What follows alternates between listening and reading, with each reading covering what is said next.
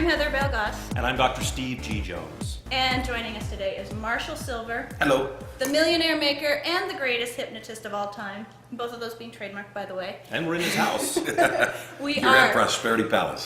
This is the proof. Yeah, gotta love it here. And we are talking, appropriately enough, about subconscious programming of millionaires. Now, Marshall's known as a stage hypnotist, but he also does a lot of personal development work and teaches people how to become millionaires, hence the name Millionaire Maker, of course. You know, it's always funny to me when people mention that I'm a stage hypnotist because I don't really make the distinction. Hypnosis is hypnosis, and whether you're doing it on stage or whether you're doing hypnotherapy or whether I'm working with companies and showing them what kind of company-wide hypnosis they practice, it's all about subconscious reprogramming, getting in there and putting more effective programs down into the subconscious mind so that people really take actions without thinking much. If people have to force themselves to take an action, then it becomes effort. If they change who they are, there's no effort required. So that's what I want to talk about today is what are the subconscious programs that millionaires and billionaires hold that people that aren't millionaires or billionaires might not even think to have. Well, okay, so first of all, do the millionaires and the billionaires know that they have this subconscious programming? Some of them do, and some of them I'm sure haven't isolated it. Some of them were fortunate enough to grow up as children with those programs being a part of their family. Right, okay. Oftentimes people don't realize that programs that they think were actually really good work against them. I'll give you an example. When I was growing up, I'm one of 10 kids. My beautiful, amazing mom raised us on her own. Wow. And I watched my mom work 3 jobs just to provide for her family. And so while I was growing up, my mom would tell me all the time, Marshall, work hard, get ahead.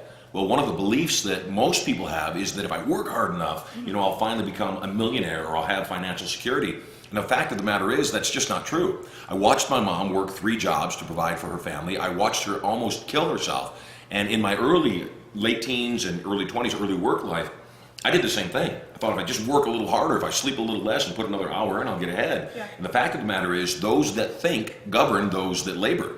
If you work hard for your employer and you finish a full day's worth of work in a half a day, I promise you, in the second half of the day, he's going to give you a full day's worth of work to do in the other half of the day. Yeah. So what we do is we program people to work smarter, to take on the programs of a multimillionaire, use those programs, and then when they're using those programs in an effective way, the results are automatic. Wealth is just created. So the trap here is a lot of success teachers, a lot of even wealth mentors will still say, hey, what are you doing, wasting your time watching TV? You need to be working. You need to be spending every hour. People start their own business and they work 12 to 16 hours a day. Sounds like personal experience right now. I did that. Yes, I did that. I have to admit. So how do you get people out of that trap and thinking the proper way? Well, there's a few things that people should focus on. Number one, avoid MWAs. Avoid minimum wage activities. Okay. And that means that you've got to stop cleaning your own house. You've got to stop cooking your own meals. You've got to stop mowing your own lawn because all of those are minimum wage activities. And if you fill up enough of your time with minimum wage activities, you don't have the time to make more money and become a millionaire. Time is the great equalizer for people. It's that one thing that no matter where you are in your life, if you're a laborer, if you're a multi-billionaire, you have the same amount of minutes in every single day. So the distinction comes when people use those minutes differently. Okay. Millionaires and billionaires avoid MWAs, minimum wage activities. They also focus on IGAs, income generating activities. And if you take enough of your time and focus on those income generating activities, things that actually make money, then what happens is it gets easier. So, I certainly tell people you've got to stop doing certain things that are pauperish. If you're not yet a multimillionaire, you can't afford cable television. You can't afford satellite. And I'm not talking about the $30 a month. I'm talking about the 2 hours a night, that you're sitting there going through the channels because you've been working your butt off all day long and you're exhausted. And all you want to do is get your brain to slow down, and that's what those 2 hours of hitting the remote are. Get rid of the cable television, lose the distraction for a while, and you're going to find that those extra hours that you have aren't filled with things that don't advance you. They're filled with things that get you ahead. Now, one of the other things you said is that a lot of mentors or success coaches will tell people, why are you watching TV? You need to get to work. That's the other distinction, though, between millionaires and billionaires and what I consider paupers, anybody that's not a millionaire or a billionaire. And that is that we don't work, at least I don't work. Yeah. And most of the very successful people I know, yourselves included, you don't work at all. You do things other people might call work, except you love it. Yeah. And so how can you call it work? So if you love it, you're not working. Absolutely. Yeah. Tiger Woods doesn't work at golf. He golfs because he loves golf. Yeah. Okay. Now, let me ask a question. So I think people might be watching this and saying, yeah, it'd be nice to have someone do this and someone do that. That's what the wealthy people That's not do. what they're saying. What they're saying is easy for you to say rich hypno boy. Yeah, Right, that there too. you go. Yeah. I get it. So here's the distinction. The distinction is when people come to an event I do called Turning Point, one of the things I tell them is that they must get a maid. And I'm guessing there's a couple of wives nudging their husbands watching this video right now saying, we're going to his damn seminar.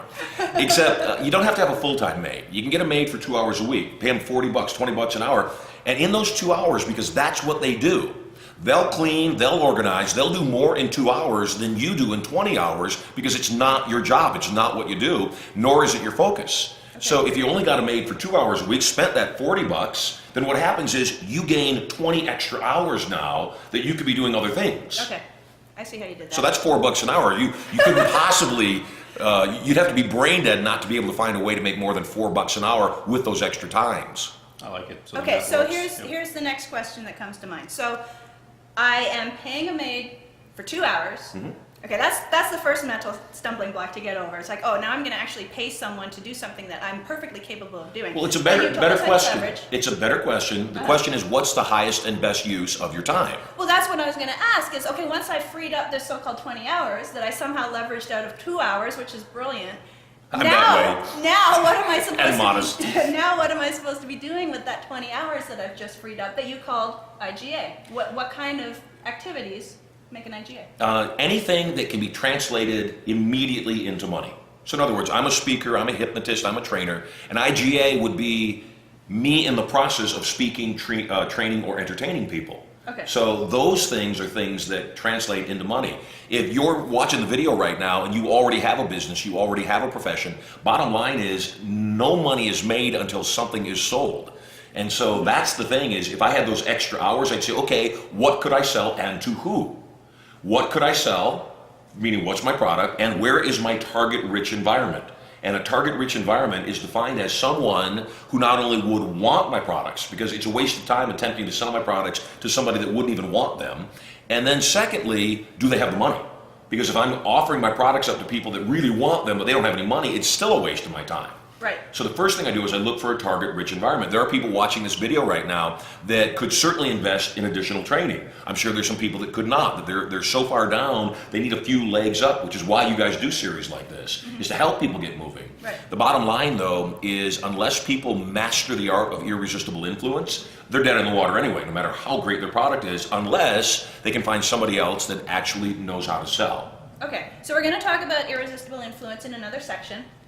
For now, though, I am really curious about overcoming these mental blocks, these beliefs that we grow up with. I mean, okay, you had one, work hard to get ahead. That's one that I'm sure most people can relate to. Sure. There's also, rich people are greedy. Money is the root of all evil, which is a misquote, by the way. Exactly. And also It's you a have to work hard to get rich. Like Right. you were talking about earlier. That's Yeah. it's a huge one. But if they think that there's something wrong with rich people, that rich people are greedy or that rich people are mean and evil, or like all the movies show us, that sort of thing.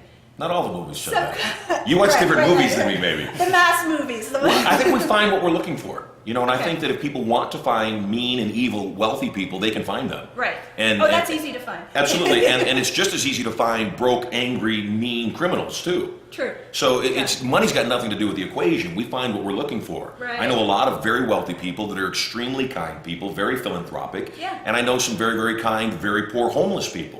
So Okay. it doesn't mean that the money changes people, although that is one of the other fears. Right. If I become wealthy and I have this amazing lifestyle, will I have to give up all of my friends? Yeah. And the truth is you probably will. You won't have to. You probably will give up most of your friends and they'll give up you. And here's why. Once you change your lifestyle, number one, you'll start hanging out in different places. You will. You'll start doing different things with your leisure time. You'll start probably eating in different places, and everything about your world will change. Now, I have friends that I've had since I was 5 years old. Yeah. And certainly not all of them have become wealthy. And we're still great friends because we love each other. That's what we have in common. We really do have a deep and lasting friendship. And I don't pretend to be anything more than they are, and they don't pretend to be anything less than I am or more than I am. The fact of the matter is, though, some people cannot handle other people's success or wealth. And what happens is, when you succeed, you show what success looks like to people near you. Some of them might resent you. And oftentimes those people might be family or people very close to you. Because your success in the face of having been raised the same or having been in the same environment is too much for them to handle, because now they've got to accept the fact that you didn't get lucky, that the world does have an opportunity for them, and that they too could become successful if they would just apply themselves and shift their thinking. Yeah. You know, one of the programs that I know most people that don't have what they want hold is they believe they'll only want what they can afford. In other words, they'll see something, they'll look at the price tag, and if the price tag is out of reach, they'll decide, I don't want this thing. Yeah. Whereas millionaires and billionaires, what we do is we see what we want regardless of the price tag, and then if it's not something we can afford in that moment, we say, great, how do I get it?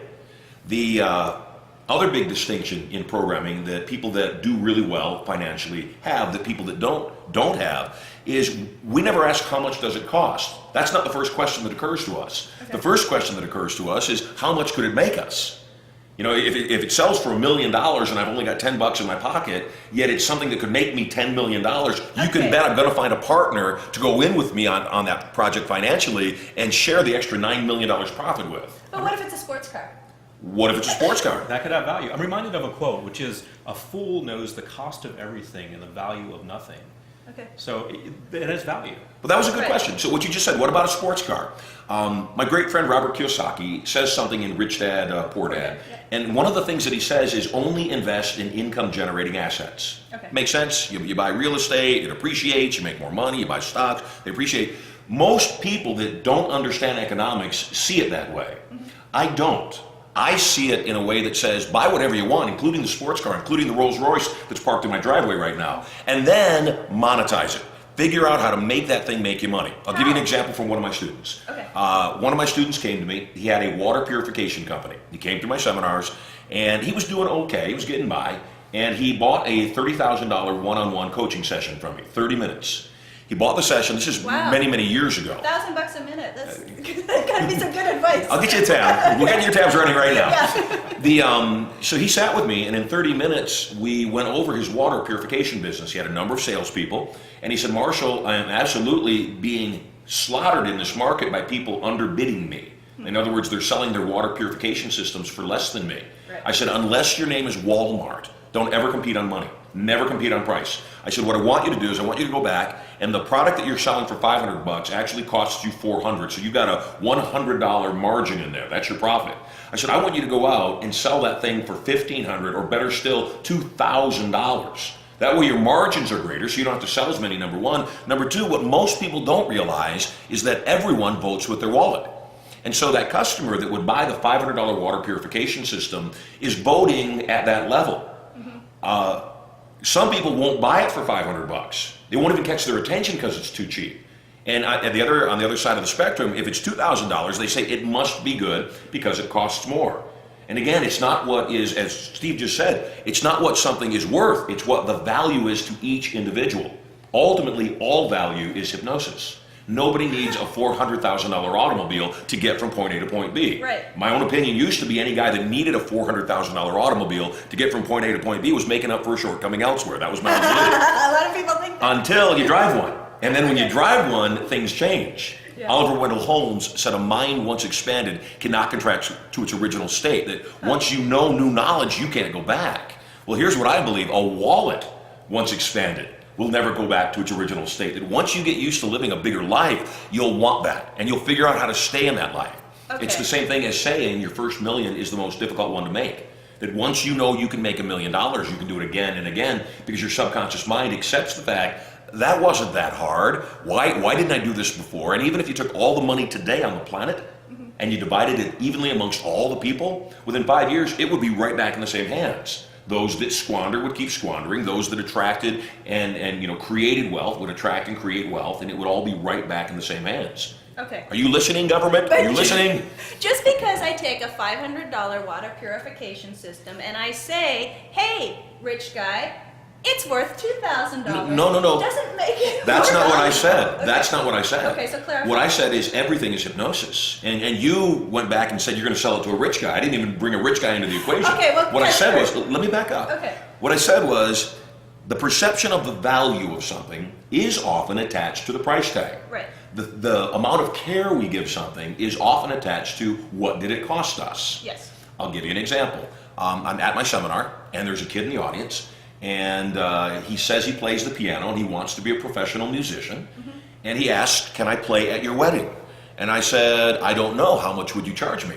He said, "I charge $15 an hour." I said, "Absolutely not." Let's not be that So good. now it's the reverse, isn't it? Now you get it. Yeah. And why would I say no? Why did you laugh?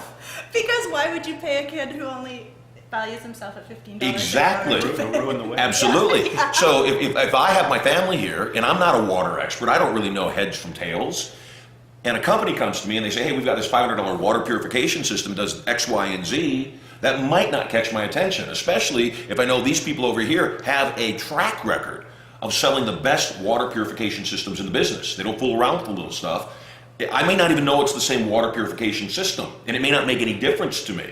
I may buy that for, number one, it caught my attention because the price tag was higher. Number two, I can also do value added now if I'm a business owner. If I'm selling that water purification system and making $1,600 profit rather than $100 profit, I can add extra warranties. I can give extra service. I can do other guarantees that I couldn't before because I didn't have the margins. Right. So the tale of the story, because we kind of started on a different story, Yeah. was that my friend went out, my student went out, and he did that with his water purification company, exploded his profits, because now he multiplied his profit 16 times over. Right. Not his business necessarily, his profit 16 times over. Yeah. He didn't have to sell any more water purification systems to do that.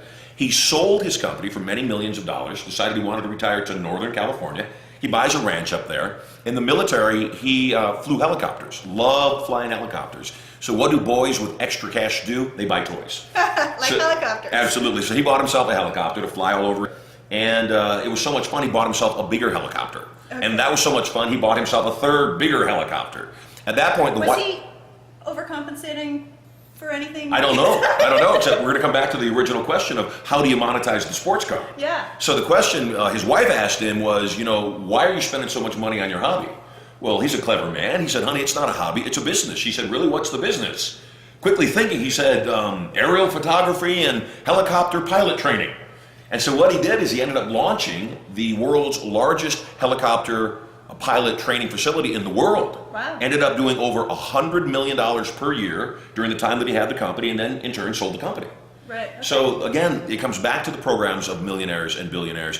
We don't see something and say, "Okay, I can't monetize that." We see what we want and we say, "How do I monetize that?" Okay. Let me give you another story from real life. Okay. One of my mentors is Sir Richard Branson. And Sir Richard Branson, in an attempt to, frankly, get laid before he had married his wife, he's talking to his wife, and he thought it'd be a really cool date to say, "Hey, why don't we go island shopping?" Now, he couldn't afford an island, but he figured if you tell people you're island shopping, what they do is they pick you up in a helicopter, they fly you to all these private islands, you get to stay on the island for a few days to see if you like it before you buy it. And so what he was doing is attempting to, number one, impress his soon-to-be wife, and number two, get free trips. So he's flying all over the Caribbean. He stops on island after island after island. Finally, at one point, the realtor realizes he can't afford to buy an island. And so she calls him on it. She's furious because she spent this money on the helicopters and he stayed at all these islands. And my philosophy, and it's a good philosophy in general economically, that if you can't afford something and you still think you might want to, then what you do is make a lowball offer. So he found this island that he liked. The island was for sale for X, and he offered up 1/5 of X, 20% of what it was selling for. Well, much to his shock, the guy accepted the offer.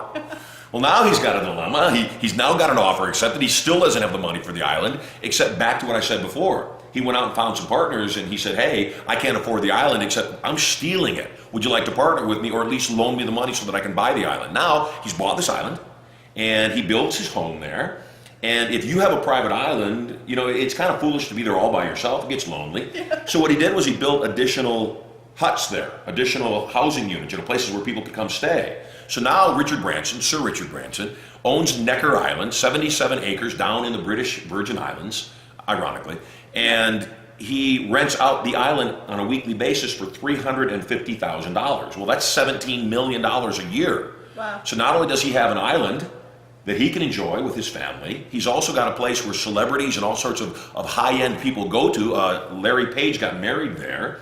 He's got a place where other people come in and they spend that $350,000 in a week, and maybe he only nets $250,000. So now he's netting $1 million a month, and he's got his own island. And so again, that's how millionaires and billionaires think differently than paupers. That's how the programs are different, is once again, we see what we want and we say, how do I have that? Also, Joe Vitale with his Rolls Royce, charging $5 grand. $5 grand, pick you up at the airport, help you out with your business, and spend time with you.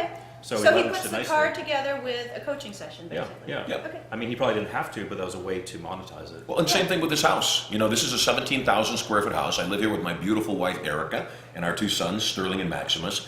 And this house, this very location we're seated at right now in the great room, I actually hold high-end masterminds. And the students pay between $30,000 and $50,000 for a 3-day program.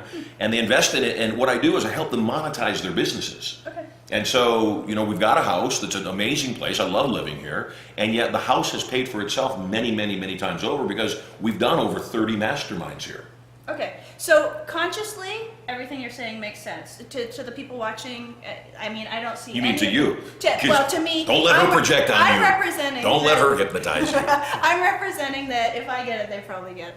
So consciously. However, there's still those subconscious programs that don't just go away just because Marshall Sylver said so. Oh, yes, they do.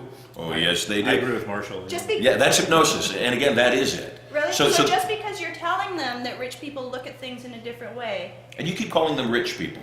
And I don't really know Well, what that's that what you is. said. No, you said. Oh. I said millionaires and billionaires. Okay. You said rich people. Okay, millionaires and billionaires look at things in a different way. So just because you've said that, now you're thinking that made some difference on a subconscious level for them? Oh, absolutely. Okay. If you took a child from the time it was born until it was 8 years old, and you said to that child, "You dirty, rotten, good for nothing, you'll never amount to anything, you were a mistake, we wish we never had you, you're going to be a drug addict, you're going to be a prisoner, you're going to end up dead or in prison, nobody's life is better because you exist." If I only spoke, again, that was 10 seconds, and you can feel the energy suck in this room with three Yeah. very positive people, especially because you have a child and I have kids, that would scar that kid for life. Yeah. And even if that abusive parent or that abusive person was taken out of that child's life forever after 8 years, the damage is done. Oh, yeah. And so what happens is all communication goes to the subconscious mind at some level, at some depth. Okay. Now, your question more specifically is, how quickly can programming change? And that absolutely varies person by person by person. At the same time, every single thought we think has a physical or psychosomatic response in our body, which means we can't hold a thought without our body somehow psychosomatically moving, shifting. And then that shift becomes an echo to the outside world.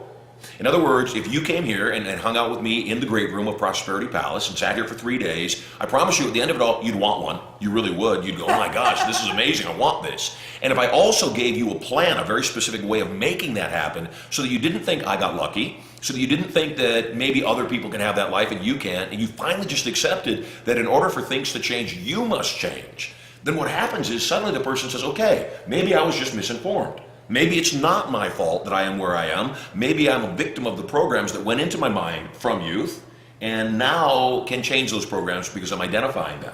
Because if you took that same exact child from the time the child was born till they were 8 years old and you said to that child, "You are a gift from God. You'll grow up and do great things. You'll touch many people's lives. Everything you touch will turn to silver." And Sterling, my son, of all the things that I'm proud of, it's you and Maximus, your brother, that I'm most proud of. Those boys grow up dramatically differently because they've got different programs. Yeah. Sometimes people go through time and they mature, they age, and they start thinking you can't teach an old dog new tricks. Well, that in and of itself, as you know, as we know, is hypnosis. It's not true. You can change. It doesn't matter what age you are, it doesn't matter what programs you have in your brain. And the first thing to change is to lose the resentment of wealthy people. I won't drive my Rolls Royce to any place that doesn't have valet parking. And it's real simple. I'm positive that sooner or later, if I parked it in a regular parking lot, somebody's going to key it. Yeah. And so when I drive the car, I usually get one of 3 responses. 8 out of 10 people pull up beside me, give me a thumbs up, "Hey, nice car." 1 out of 10 people flips me off and swears at me and calls me, names. They don't even know me, Right. just because of the car and because they're angry at their current situations. And the 10th person, though, is the one that I get the most pleasure from. And that's the person that pulls up beside the car, motions for me to roll the window down, and they say, "Whatever you're doing, please teach me." And so, growing up as poor as I grew up and watching my mom struggle really badly and wearing my sister's clothes as hand-me-downs to school and having that kind of humility, when I was young, I resented wealthy people. Okay. And it wasn't until I had a mentor when I was 14 years old that I worked for from 14 till about 21. And I watched this guy, 9 years my senior, He was poor growing up. He loved his mama. And I watched him become wealthy. I watched him become a multi-millionaire over those 9 years that I worked with him. And my mind said, whatever he can do, I can do too. And so I think it's really important for people to find mentors that they can identify with. Find people that you can look at them and there's no excuse. You say, well, heck, I'm smarter than they are, or I'm, more creative than they are, or I have more hair than that guy has. And then what happens is you no longer can have excuses. Reality is created by validation. And so when I do my events, when I do our seminars, I'll often have other students that I've worked with in the past come to the event and be able to give that live testimonial that I sat where you're seated. I know what it feels like to pray that the guy that you're listening to right now, even now, is sincere and not at some other time somebody just attempting to separate you from your money.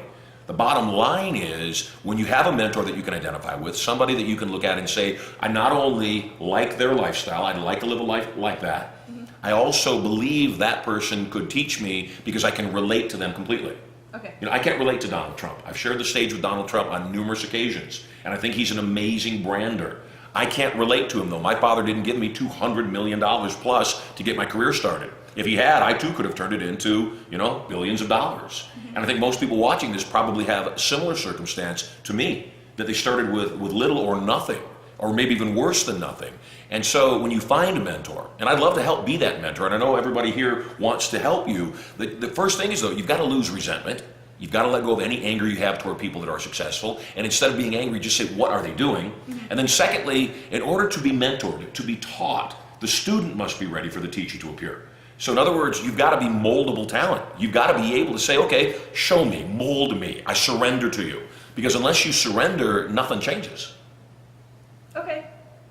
So for the people watching, they want to take that first step and kind of start to shift beyond, you've got the momentum going. Now they want to do something more definitive. What do you suggest? Well, I'd suggest number one, as Steve Jobs said in his commencement address, he said, however long it takes, find what you love. And you've got to do that. Find what you love. You can monetize anything. So my question is, it's simple for people to relate to the fact that they could become a billionaire investing in real estate. We've got plenty of examples of that, obviously Donald Trump amongst them. Do you think you could become a billionaire tinkering around in your kitchen, fooling around in the garden in the backyard? Well, of course you can. Her name is Martha Stewart. Do you think you could become a billionaire by riding a unicycle, playing an accordion, and eating fire? Absolutely you can. His name is Guy Laliberte, the founder of Cirque du Soleil. So the bottom line is you can take anything that you want to do and figure out how to monetize it. So that is first and foremost, figure out what you love.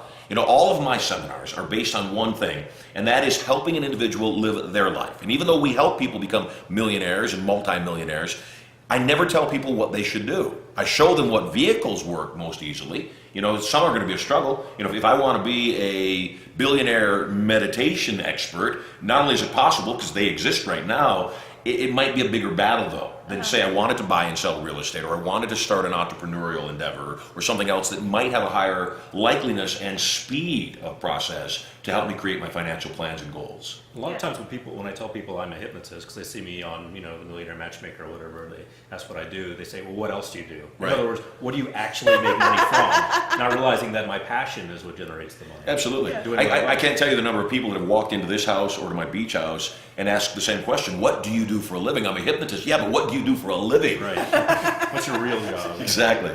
And I get it. And as you know, Steve, because we are candidly so two of the most successful people in our field, at least financially for sure, and you certainly with just your sheer reach of people you've communicated with. And there's a lot of people in hypnosis that don't do well. Yeah. There's a lot of people in personal development that don't do well. And sometimes they take a look at us and they say, how in the world did you figure out how to monetize this? Right. And the way you monetize anything is you give value to someone else in a way that's meaningful to them, not to you. You don't sell them what you want to sell them, you sell them what they want to buy. And hypnosis in particular is the ability to shift the frame of reference around something so that what you're selling looks like what they're buying. Not everybody would want a 17,000 square foot home. I mean, my wife and I, we lived here for 6 months before we found a bathroom we didn't even know we had.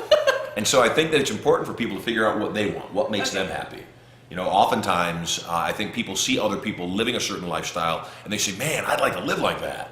And once again, there's no right or wrong, there's consequence. And the consequence of saying, I want to fly in private jets and I want to live in a 17,000 square foot palace, the consequence is it's expensive. And so you better figure out how to give massive value to other people, because that's how you're compensated, based on the amount of value you give to other people. And with that, on the next section of our program, I want to talk about something called massive passive income and some of the tenets for creating long, outrageous, huge, and lasting wealth. Awesome. By the way, Yes. can I give a website? Absolutely. Come check me out at prosperityalliance.com. I've got a gift for you there. It's a $200 gift. It's a 2-hour training video, actually, that we sell for $200. And when you go to prosperityalliance.com, you'll be able to opt in and get access to that video completely free. My gift to you, just for watching this show. Very nice. Nice. Thank you, Thanks, Marshall Sylver. You're very welcome. Thank you. Thank you, darling. Thanks. You bet.